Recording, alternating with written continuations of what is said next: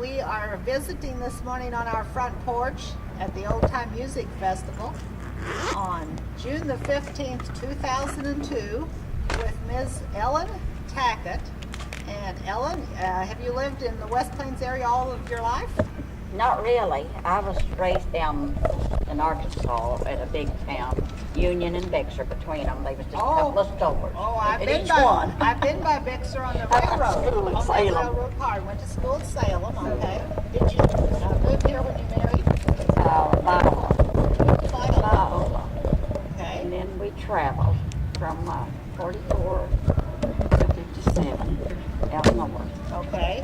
Like to Washington and Oregon and California. Okay. Did you follow the harvest seasons? Oh yes, we were fruit tramps. Okay. What kind of fruit did you pick? We started in California on cherries.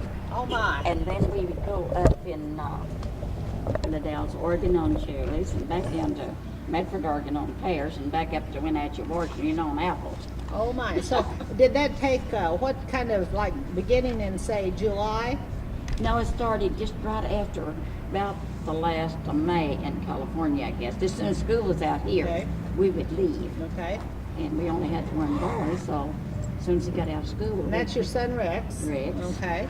Yeah. So then you'd go to California, and you'd stay in California picking cherries for how long?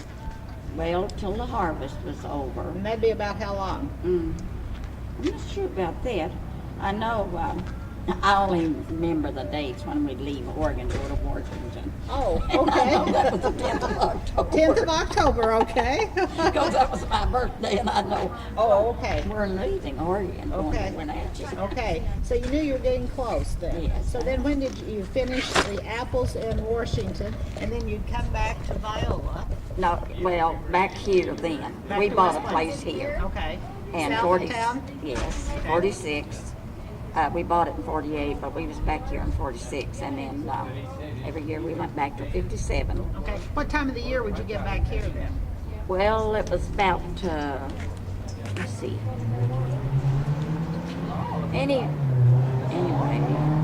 I'm not sure. The snow would be falling in Washington when we left on the lake. Okay. So that would probably have been like September here? Yes, September, last maybe, of something September. Like that? Okay. So then would Rex have to catch up with schoolwork, or would he have started there? High school, he came back here. He caught a bus back here for high school every year. And stayed with his My granny. Okay. My mama, really. And caught a bus and came back. Yes. How old would he have been when he started doing that? I need for you guys to change chairs. Oh, okay. Probably, You know, we're pretty talented. We think we can do that. Right over here, Ellen. She'll throw a little jig stamp in there. I think she's wanting talking about jigging, but I want to talk about all kinds of things. Oh, I don't know. Rex was probably maybe 15. Okay. So he was big enough to come back on the bus. Come back on the bus by himself. Yes. And then we would go on up in Wenatchee and pick apples. But while he was in grade school, he didn't come back. He just went to school in Washington. Okay. And then after he got in high school, well, he come back every year for high school. Okay. And he went to West Plains High School then? Yes, he did. And then when you were there, did you have a trailer house, or did you rent a place, or? They furnished us a place to live. Okay. When we go out Did there. you work for the same company from California to Washington, or were those different companies? No, they were different companies. We worked for the same company every year in Oregon. Okay. They'd even call us and asked us which cabin we wanted. Oh my, good. You were good workers then. And you did that from 46 to 57. 44 44 to 57. Okay. Yes. And then did you just decide that was too hard a trip? We decided we wouldn't go off Weybridge anymore. We let him come back and go. Okay. But then Mama and my brother went out there early. They went back out in about 42, I guess. And they kept wanting us to come. And they came back here in Dodge. Okay. To go catch a train to go out there with them. Was that the first time you rode? You can hear that train in the background. Is that the first time you ever rode a train, Ellen? Oh, probably. Yes, it probably was. Okay. Yeah. How expensive was it? Do you have any idea? wasn't very, well, then we thought it was expensive. Oh. But then it really wouldn't have been. It has been real cheap now, for now. Did you, then after that, you typically drove out? We drove out, yes. How long would it have taken? Oh, my husband made 35 miles an hour. So he never did believe in driving very fast, but we would usually... That's probably as fast as you want to go on some of those roads at that time of the year. Anyway, we would just take our time coming home. Oh, okay. We'd stop at museums and first one thing and another. So we usually took us 5 or 6 days to come back. Okay.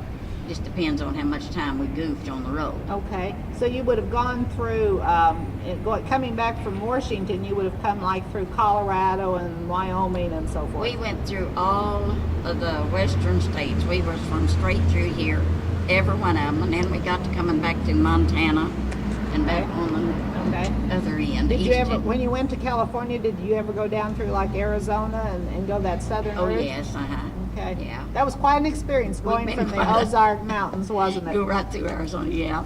We went out there 2 years ago, just before my husband passed away, and visit the kids out there, the family, and So a few it was things nice. changed? Quite a lot, everything, and they've just about made homes out of all the big orchards. Oh, they have. Oh, it's just built up, just big homes out there. Is that right? Yeah. And so that means, of course, the change in the produce that we're able to buy here, isn't it? The Yes, apples the apples taste and apples everything. taste a little different. Well, they've changed, varieties of apples. They've got altogether different varieties, and they plant those dwarf trees. Oh, okay. And they used to have those great big ones. We climbed to the sky to get them. Did you climb on ladders, or did they have something more Oh mechanized? no, we climbed on ladders. I climb on 16-foot ladders all the time, and we had 60-foot ladders, believe it or not. Oh, Ellen. Them kind of extension, and it didn't bother me a bit to climb. I never could stoop, pick stuff, but I could climb to the sky, and I'd stand on top of that big ladder. And Oh, my. They even had wire hooks that was about 6 and 8 feet long, with a hook on each end of it, heavy wire, and we would reach up there and get the limb, and then hook the other hook on the ladder, and we could stand there and just pick those. And what did you cherries pick them into? into big Baskets? baskets. Were they wood baskets like I think of as apple baskets, or would they have They been were metal buckets. metal buckets? Metal buckets. We'd pick And they hooked onto the ladder? No, that they had a harness, and Okay. we'd have them in front of us, and they had a couple of ropes here on the sides, and Okay. you'd bring them up and hook them over the latch. Okay. And but we picked bushels, and they held a bushel of apples and pears and Okay. And then did you climb down the ladder, or did someone come up and get the? stuff. Oh no, the- we had the to climb basket? down every time we got a bag Oh, full. Ellen, my! How many bushels would you have picked per day? Oh, well, I didn't pick a lot, but my husband could pick. I don't know about the cherries. We called them lugs. Okay. I forgot how many lugs we picked of cherries, but then And he what's a could, lug? it's a wooden box like they come in now, these cherries, and they called them lugs. Okay. And in the pears and apples, they were. My husband made the boxes a lot of times. They were different boxes. Okay. Probably a 50-pound box. Yeah, but we'd pick a bushel before we come down off that ladder. Okay. And he picked. You were going to tell me how many he He picked. picked. a day. He'd pick over 200 Oh a my. day, and his brother was a champion cotton picker in Arkansas, the world champion. Oh. And in Washington, he was a world champion apple picker. Is that And right? he was little. Oh. I mean, not too big yeah. a guy. Yeah. But he picked 500 bushel of apples in 8 hours. Okay. Now I'm going to ask a real nosy question, Ellen. Were you paid by the bushel or by the hour? By the box. By the box. Uh-huh. Okay. And we started out, a lot of times we'd just be getting 10 cents a box. 10 cents a box. All 10 cents a bushel. Oh. And then it got on up to 20 and 30 and 35. And What was the highest you were ever paid for a bushel? Well, Clarence Is that the finished- brother-in-law? No, that's my husband. Oh, that's your He husband. finished a lot of trees, and they told him they'd double pay him for every bushel he got. Okay. And he'd get 40 cents a bushel. Oh my goodness. Yeah, that's what he'd get, 40 cents a bushel. But he'd pick maybe like 200 or something, you know. Times have changed though, haven't they? That is amazing. And we'd come back here. But I wanted to say, when I was growing up, people now can't believe it, but we didn't have any restaurants down home. We didn't know what restaurants was. And my dad would take me to my grandma's. We'd go up there to visit, and he'd say, Pete, I think he wanted a boy when I was born. So Oh, he called you Pete? I was Pete. Oh. He'd say, Pete, let's stop and eat us a bite. Well, they had 2 little stores And this was in in Bexar, Arkansas. Bixter, Arkansas. Bexar, Arkansas. Okay. Had 2 little stores, and we'd go in, and the old man that run the store, well, my dad would say, we want some pork and beans and a can of sardines and crackers, and he would set us out a bowl on the counter with these sardines and open these pork and beans, and we would sit there, and that was reading out. And that was big time. Oh wasn't man, it? we really ate out. Yes, you really did. There are lots of us who've lived in these hills who've had those kinds of experiences of going to town to eat. I was one that just always wanted to be out. I fished all my life, and I did all of the sports, every Oh. bit of them. I used to go to Springfield and Columbia in the Senior Olympics, Oh my goodness. and I did everything. And what do you participate in? Everything. Everything. I When you played say volleyball. everything, Ellen, what is that? Volleyball, stand on the balance beam, jump the rope, bowl, pitch horseshoes, play badminton, run the 75-yard dash and the 100-yard dash. I've got medals everywhere, and then they'd have dance at night, and we'd go to the dance. Oh, now let's see. You see, Ellen, you may be wanting to talk about dancing because you're going to jig for us today, aren't you? Well, the funniest thing one time, well, it wasn't funny to me, about the first time I did all this, well, I wasn't used to doing it. I was working down here at Senior Citizens, and I wasn't used to doing those things. Well, by the time it come time to dance that night, I couldn't raise my legs and feet off the floor unless I took my hands and I moved them. Oh, And Ellen. they said, come on, Ellen, you're going to dance. So I danced. So when did you begin doing that, Ellen? How many years ago do you think? Well, I guess when I was little, because my folks, we'd go to square dances every Saturday night. Every Saturday night. And The- they were held where? At the neighbors. At the We just neighbors. read out one room. Okay. And we would Roll go. roll the rug back. In fact, they didn't have rugs. Didn't have a rug, okay. And did they have a room that was just called the music or dancing room? Not really. They They just didn't? Okay. read out the living room or a big bedroom. Okay. Just carry everything out. Yeah. And rotated around. How many families did that? we would have enough to make a couple of 3 sets Okay. of families a going. And you had a good caller? Oh yeah, I used to call too. Oh, do you call now? A little bit. Let's hear it. Do just a little bit for us. Well, you know what? When I wanted to call down to center, I said, them old people down there didn't know what to do if you put any filler in. So I just hollered, circulate, straight, breaking trails, single file, old-fashioned Indian style. Sweep tips and cold backbone and grab that partner and keep hooking on. Checking in the bread face, breaking out dough. Granny, will your dog bite? No, child, no. You know, Ellen, we might just ought to talk to you about a lot of things. I think you've done a lot of things in your life. My dad used to take me fishing, and he'd say, Pete, you suppose we better go to the house? And I'd don my pole. Oh, if you're getting a bite, we better stay. You know, you're just a pretty fine storyteller, too. So you started dancing at what age, you think? Well, I guess just real little. But Did you then, start dancing with your dad? Yes, and we had a croquet ground in our front yard, very big croquet ground. And I'd get out there and whistle and dance, jig dance, and Charleston. I Oh, lived in okay. Oh, Charleston. like the Charleston, And okay. so we just get out there and do all of these things. Now, through the years, have you always danced? Has that always been like even when you No. went west? Would When you I got dance? married, my husband's family didn't dance. His sister would jig dance a little with me. But, Did you have to go to the back bedroom to do that, Ellen? no, not really. We had no Victrola. Oh, okay. We played.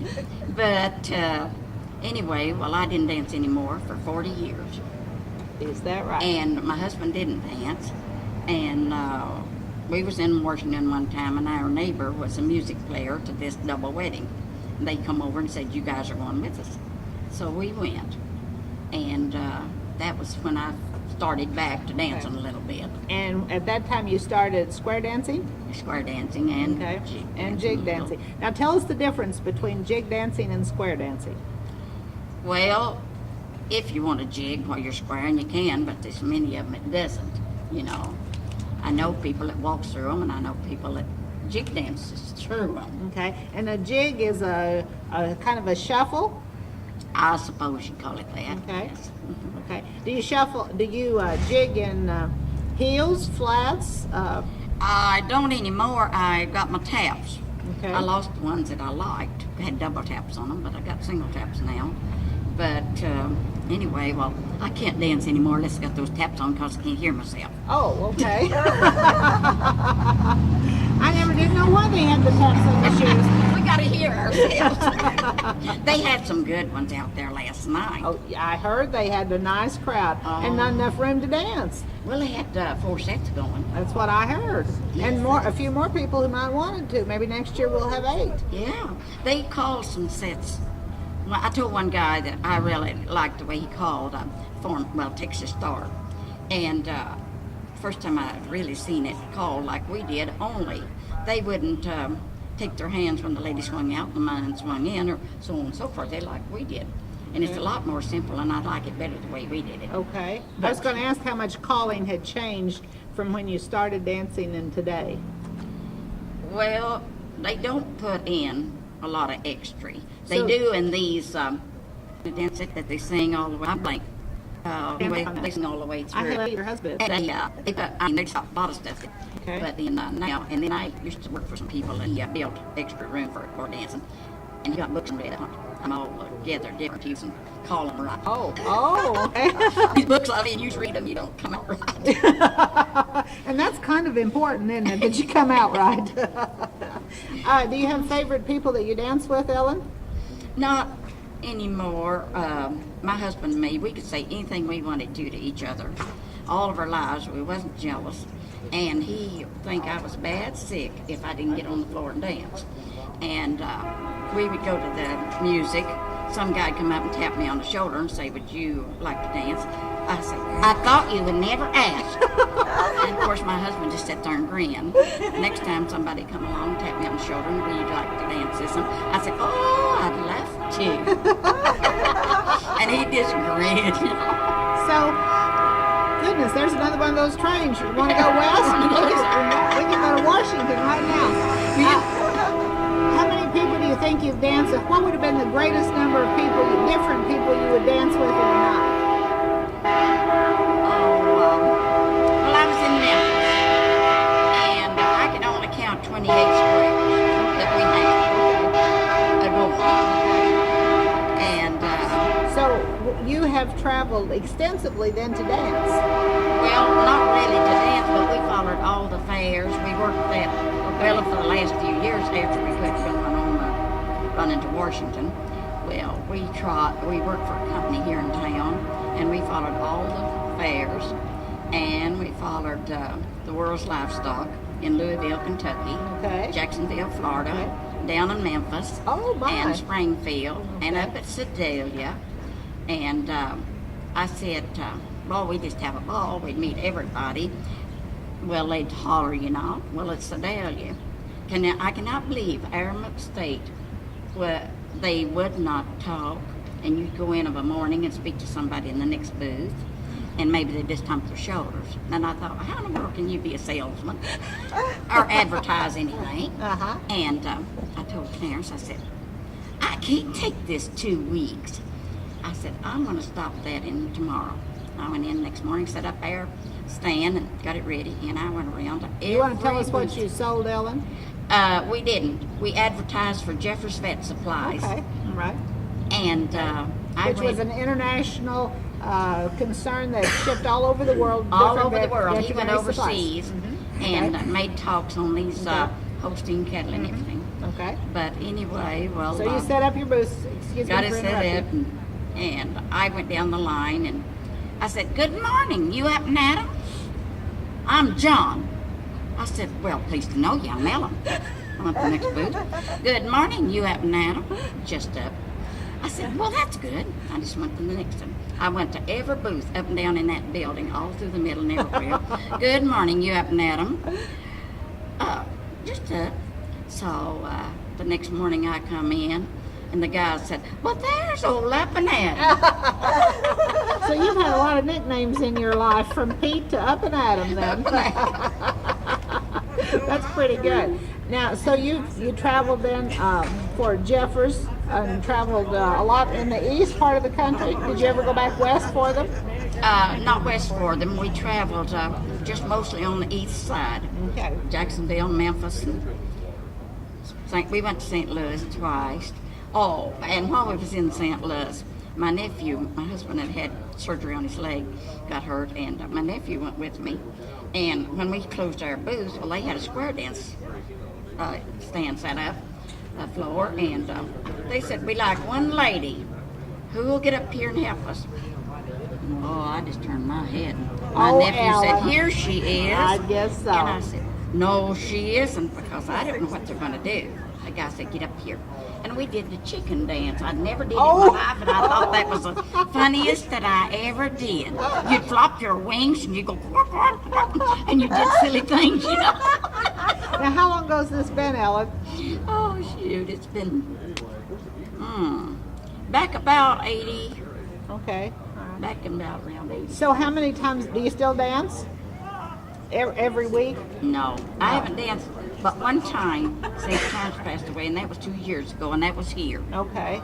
Last year at the Old Time Music Festival? No, here. No. Just Just here, okay. So today you're going to kind of be making another debut. Yeah, but my husband always said, well, the night he knew he was going, he told me he would never let me call the boy when he had these heart attacks. And he'd say, no, I'll get over it in a little while. And that night he said, this is it. Ellen, call Rex. Well, when we took him to hospital, he looked at me and he said, you don't stay home. You get out, you go. If you can't find nothing to do but go to Rex to feed the cattle, you get out of there. Good for him. And I fish all the time. I got fishing on the brain. Oh. I went twice this week. And where do you fish, Ellen? Mammoth Springs, Spring River. Okay. And Cloud Nine, that's a resort. Okay. And then the first place that we moved out in when Clash and me got married was a huge house because a big family had lived in it. And my husband got, they furnished the house, they furnished the cow milk, and he got $15 a week. Oh, and you thought you were in high cotton, didn't you? $15 a week. And we lived there. Well, they made a Boy Scout farm out of that. And I went down there Friday fishing. They've got a huge, huge lake. Okay. What's your favorite thing to catch? Well, catfish really, but we catch trout at Mammoth and Cloud Nine, and we Oh, it's caught, Cloud Nine too? Okay. caught bass down at this lake. What about bream? You like to catch bream? Caught a crappie and Okay. perch is all we got Friday. Okay. And do you give it to people, or do you eat it all yourself? Or Well, I give it to sick people, Okay. anybody that can't get out and fish. Okay. And we eat a lot. I have a friend here in town, Lucille Martin. I'll say, Lucille, I know where they're going to have fish and hush puppies. And she'll say, when? And I'll say, when you get here. Oh, She'll say, my. well, I'll be there in a few minutes. I guess so. That's fine eating. And we just eat. That's wonderful. What do you use for bait? Well, for the trout, you use different things. You use floating cheese. Okay. And some of them use the rubber eggs, and they've got all kinds of different kinds. Some uses plugs, I call them. Mm-hmm. But I use floating cheese, Okay. and I catch my limit Every time. I go. Okay. But I met a man and his wife over here last night, and they said, we live on a lake, but we never fish. Said, but we sure love fish. And I told them, we was talking about flowers and things, and I said, I got rows of Sharon bushes running out my ears. Come up and get all you want of them. And I said, if you even mention it while you're there, well, I'll let you empty some of my deep freeze. Oh. Take you some fish home with you. Now that'd be pretty hard to resist, Ellen. But now they might just let you fish on their lake too. You think? They might. I hadn't thought about that. You could open up a new fishing spot right But there. then, I don't have a lot of open days. My son travels a lot now, him and Ginger, and He said, Mama, you are so hard to get a hold of. And I said, I'll make you, every one of you run off and leave me at home. I said, I'll just leave home too. I think that's wonderful. So what does a typical week consist of for you, Ellen? Well, it's usually, I go fishing about twice a week. And Okay. my kids will call up and say, what's for dinner? Okay. What you got for breakfast? Okay. And I said, just name it. All right. And you'll fix it. Fix it. But then I have one grown grandson, stepson, and he was over at the house one morning because I didn't have potatoes. He said, can we have hash browns? And I said, sure. Well, I looked and I only had 2 little bitty potatoes. And it hurt his feelings. And he left out of there. And we thought he went back home over at the house. And I called Pam later and I said, Jay left his jacket. And I said, I got to lay down, kids, for about 45 minutes. And I laid down, and all at once the cover behind my bed began to raise up. And I had a big heavy flashlight there.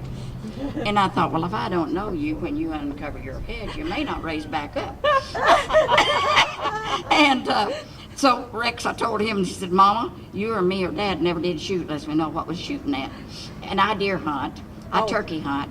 Okay. Do you do that with people, or do you do that by yourself, Ellen? Well, last year, I fished or deer hunted quite a bit by myself. But Rex was in and out all the time. Okay. But then he would take us and get us out on the stands and everything. And then I got a turkey this fall. And every year about it, I've got a deer, but this last fall I didn't. Oh my. No, Goodness, Ella. didn't get a deer, failed. But, So you live a busy, full life and help a lot of people. Man. We just, I work for a quarter a day hoeing cotton. Is that right? Quarter a day. When you were young in Yeah. Arkansas? Yeah. Okay, did you ever pick cotton? Yeah, pick cotton too, but that was another thing I couldn't do. I couldn't stew and pull the weight. But now it's like I said, climb, it didn't bother me. Didn't bother you, okay? Well, Yeah. you know, Ellen, it's just wonderful that you have such verve and vitality to live. I can see why you're going to lead the jigging today or finish it up. It's been a pleasure to visit with you on our I porch. really enjoyed it. I just go on. I told Jenny, I said, I won't have a word to say. I can't tell no stories. Well, I do remember you saying that you didn't think you could talk too much, but I think we've done all right. We had a big old cistern, and my dad wouldn't put every one of us down in there at one time, about 28 or 38 feet deep. What did he do that for? To let us look at it after they got it dig. It was Okay. 9 foot square Okay. in the bottom. Was it a dirt cistern or was it It was rock? concreted up. Concreted. Okay. Concreted. Oh, I was thinking maybe rocks. And he only had a pulley. We called it a windlass. Yes. That he let us down. Well, Mama didn't get scared of nothing. And she let her down first. And then let me down. And then let my brother down. My aunt, he's afraid she'd pass out. Let her down. And then he pulled her out, pulled my brother out, and then he pulled me out, and he pulled Mama out. But I said if some of us had fainted, they couldn't have got us out there. No, that's quite an experience. Well, you have a good day. Nice to meet you, Ellen. Well, it's a pleasure to welcome Mr. Dick Moore, who's an attorney here in West Plains. And Mr. Moore, we're here celebrating 150 years in West Plains. But you know, you don't remember all of that, but you remember some of it, don't you? I remember the 100. The 100, okay. Do you tell your age, Mr. Moore? What? Do you tell your age? I'm going on 84. That's wonderful. Are you a native West Plains person? Well, I was born in the rural area just south of here. Just south of here, okay. I left when I was about a year old. Okay. My parents moved to Omaha, Nebraska. Quite a change of pace and lifestyle. I went to grade school there in Omaha, and I came down here at the age of 14 in 1932. Okay. And have you been here since that time? During the war years, I was gone. Okay. You left here, went to Omaha, came back. Were your family farmers? You might say they were farmers. farmers. Well, that causes me to wonder what kind of farmers and why they might not meet the definition of a farmer. You mean they didn't make any money farming? Is that what you mean, Mr. Moore? Yes, I came down here when I was 14. My father became ill in Omaha, and he sent me down to my mother's people. And he died shortly after that. Okay. And I was on a little farm out here, 80-acre farm with my grandparents. Is that where you still live? No. No. Okay. Is it close to where you live down on 63? Oh, it's close. Close. Okay. About 2 or 3 miles. So were you an only child? No, I had 2 sisters. 2 sisters. Okay. Younger than you or older? One was older and one was younger. Okay. So your mother raised 3 children on a small farm. Yeah, my mother, I came down here to my Grandparents? my grandparents. Okay. And I lived And who down- were they, Mr. Moore? You know, after you're off of Yates, Jim Yates. Okay. And so I left in 38 and went to the University Of Missouri. of Missouri for a couple of years. Okay. Then I started flying up there. And I was up at the RAF base in Lancaster, California when the Japanese bombed Pearl Harbor. Oh, you had already enlisted?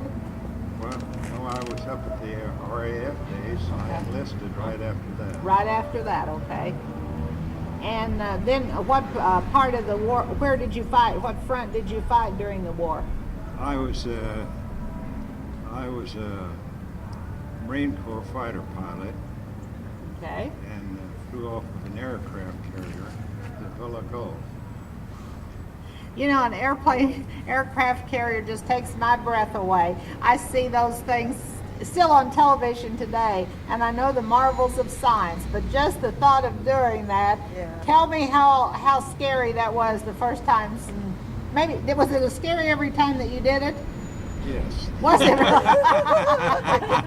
Because carriers in 39 and 40 wouldn't have been quite the size they are now, would they? Oh, I was on a small carrier, Which would have been what length? about 600 feet. About 600 feet. That is remarkable. How many flights a day did you make? We made a flight, at least a flight a day. At least a flight a day. Okay. And did you ever have any shots fired at you that damaged your plane or anything like that? Well, just very minor damage. I think when you're up in the air, there's not such a thing as minor damage, Mr. Moore. Were you able to get back to your vessel? Oh, yes. Okay. All right. Do you stay in contact with those persons with whom you served in the military? Once a year, we generally have a reunion. Okay. And where do you have that? Well, various places. The next reunion's at Norfolk, Virginia. All right. Okay. Then after the war, you came back to West Plains? Yes. Now, I think you have I guess we'll let the fire truck go by.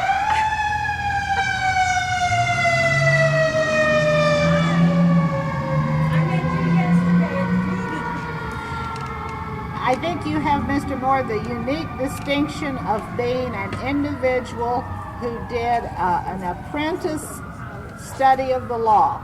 Is that correct? And is that what you call it? And is that true? Well, I started, when I came back from service, there was the provision that anybody could study law in a law office for 3 years with permission of the Supreme Court and would be able to take the competitive bar examination. Okay. And so in 1948, I applied for the opportunity to study in the law office, and the Supreme Court okayed me to study in the office of green and green. Okay. And I found out that I couldn't study because they were having you doing all sorts of leg work. So I enrolled in a correspondence course from LaSalle University. All right, I've heard of LaSalle University. And of a night I would study law, and then during the daytime I'd run errands and all sorts of errands. And do what their definition of interning and apprenticing was. Yes. All right. And you did that for 3 years? Did you Yes. still go ahead and serve out that 3 years? Did that for 3 years, and then I took the competitive bar exam. And I was the only person of the 500 or 600 kids that had not gone to law school. Is that a fact? My goodness. And I hadn't finished my study of constitutional law. So some of the boys from St. Louis University stayed up all night and tutored me. Right. I was going to ask you what areas of the law you studied when LaSalle would have been a national educational service.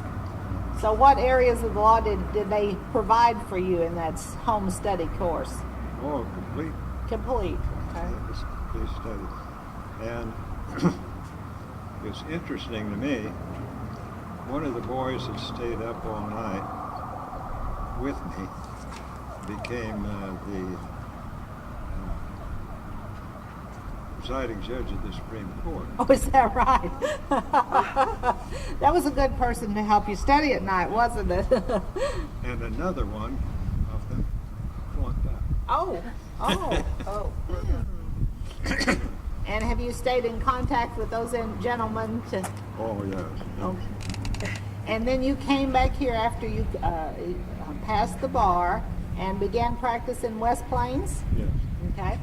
You said that you started with Green and Green, is that what it was called? Where was their office located at that time? Over at the West Plains Bank, the old West Plains Bank. Okay, which is West Plains Savings and Loan now, in Yes. 2002. Okay, all right. And there were 2 of them and yourself in the office? Well, after I passed the bar, I went into private practice. Okay. Sole practice? Yeah. Okay. Why did you decide you wanted to practice law?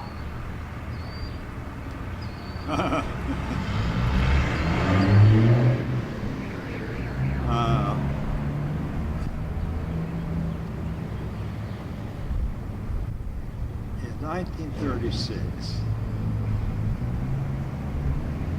I had a brother-in-law who ran for political office here. And that would have been? North Virginia. Okay. And the same year that Buford Skaggs ran for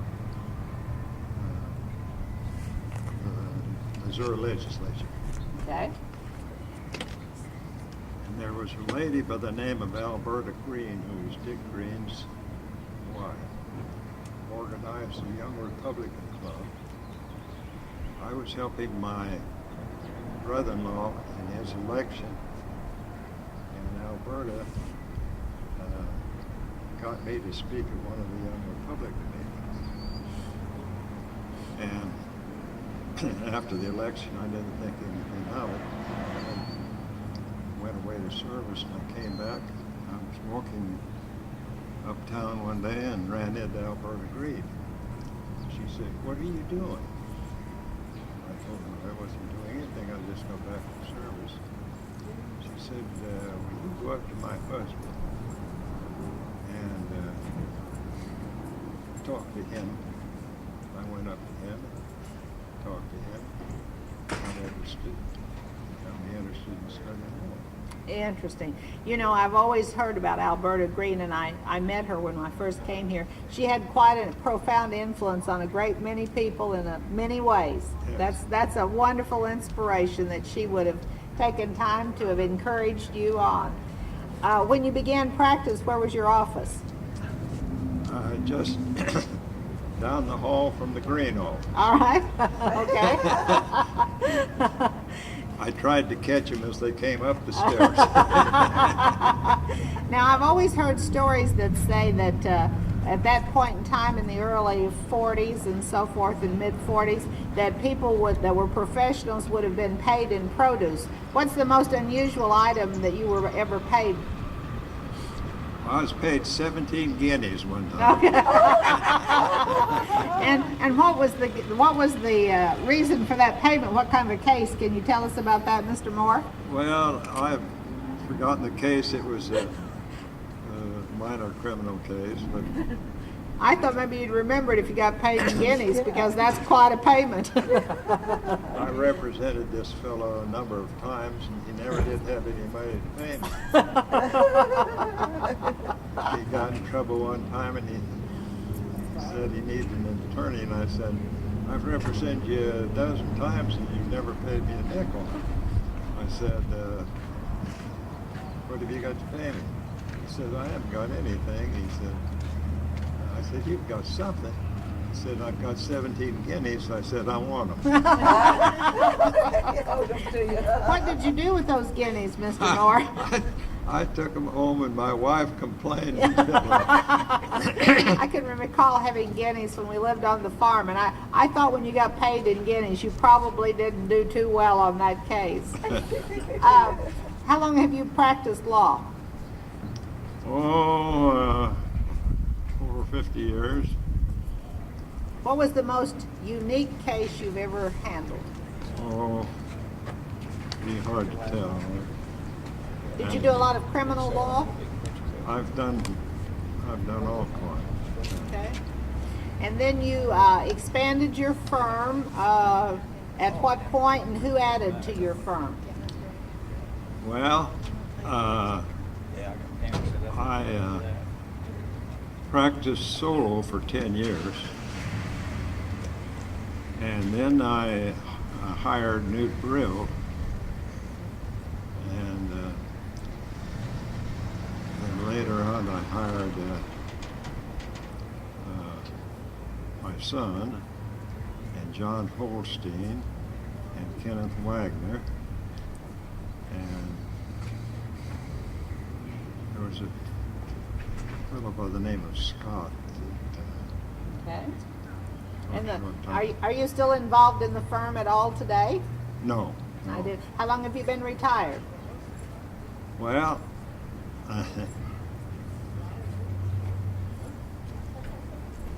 I got out, then I got back in. Oh, retirement was not so wonderful then. Well, my son, one of my sons, Would that be Rich? Kelly, Okay. he went into farming with me, and he injured his back. And when he injured his back, I lost my source of labor. Oh, uh-huh. And so we sold the farm and the cattle, and I didn't have anything much to do. And a fellow I had represented years ago, he'd worked for me, he got in an argument down in Brandsville and shot and killed a man. And he wanted me to represent him, and I told him I wouldn't because I'd been out too long. But his wife kept begging me, and I finally told my wife that, well, if I represented him and one of us went to jail, it would be him. Good point, Mr. Moore, good point. So that's how you re-entered the practice. That's why I re-entered the practice. And when it came out that I was representing him, the city called me and wanted me to represent them. Yes. And so how long did you stay in practice that time? Oh, I stayed in practice in several years, but I had a little business that I had started over in Poland. And I got ill in Poland and was admitted to a Polish hospital for a month and performed some operations on me. My family came over and my oldest son came back home and fired me from all of the jobs that I had. Would you want to comment on non-American hospitals and medical care, Mr. Moore? The hospital was antiquated, but the personnel was excellent. Is that right? Okay. When I have friends who travel to Eastern countries like Russia and Poland today, many times that's the comment they make if they have a situation that requires that they go there. And I was